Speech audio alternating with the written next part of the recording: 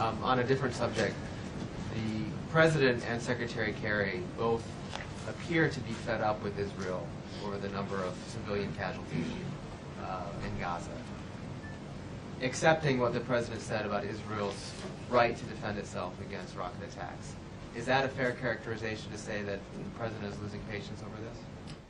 I think the way that I would characterize it is simply that the President is concerned about the violence that we've seen experienced by civilians on both sides of the border.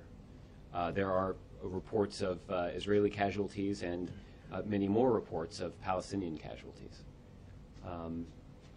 Our thoughts and prayers are with the families of those who have been killed.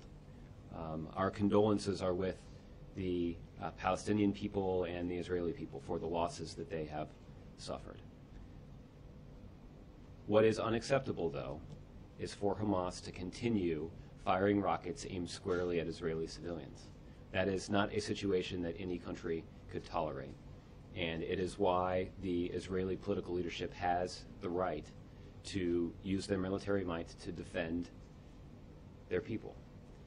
At the same time, the Israelis say that they uphold high standards in terms of ensuring that those operations take into account the safety and well-being of innocent civilians.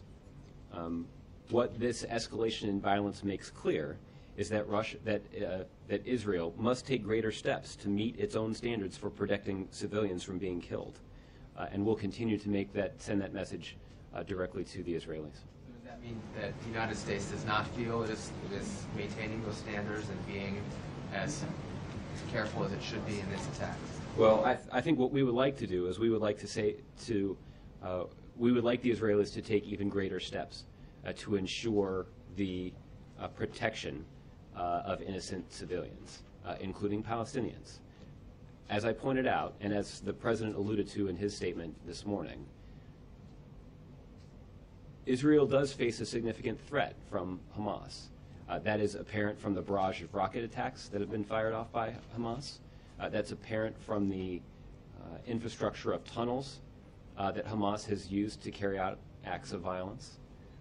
What's also clear is that this Israeli offensive has made progress in dismantling this infrastructure. And again, it is within Israel's right to take those kinds of steps. At the same time, we also want to make sure that Israel's doing everything that they can to live up to their own standards related to protecting the welfare and well-being of innocent civilian bystanders.